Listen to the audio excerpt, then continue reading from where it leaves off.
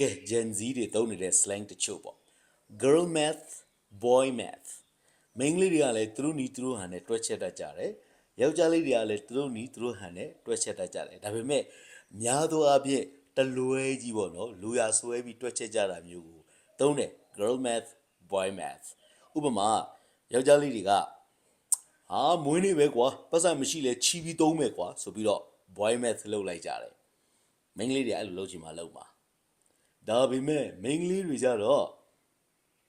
သူတို့မှာ cheat day ဆိုတာရှိတယ်ဥပမာအစားကို9ရက်လောက်ရှောင်မယ်9ရက်လောက်ရှောင်ပြီး10ရက်မြောက်နေမှာစားချင်တာစားပစ်ပလိုက်မယ်ပြီးကြမှာဆက်ရှောင်မယ်ဆိုတာလိုမျိုး cheat day သူတို့မှာရှိတယ်ဒါ girl math ပဲ beige flag သူတို့ green flag red flag သုံးတယ်ကွာ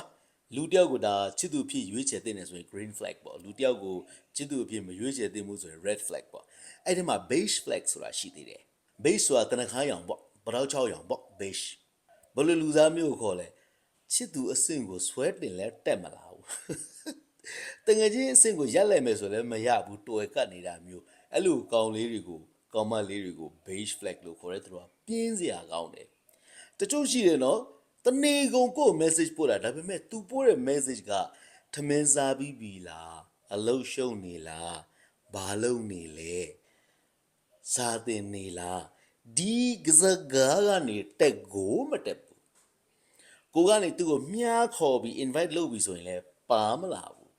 ရှောင်သွားတယ်အဲ့ဒါကြီးက beige flag ကြီးအရန်ပြင်းစရာကောင်းပြီးတော့အချိန်ကုန်တယ်ကွာတခါတည်းဖြတ်ထားလိုက်အေးတာပဲအေးအဲ့လိုဖြတ်ရင်လည်းလက်မခံပြန်ဘူးသူ့မခင်တော့ဘူးလားသူ့ view မဆိုင်ဘူးလားသူ့ message ကိုမမြုံလားစသဖြင့်မေးလာပြန်ရော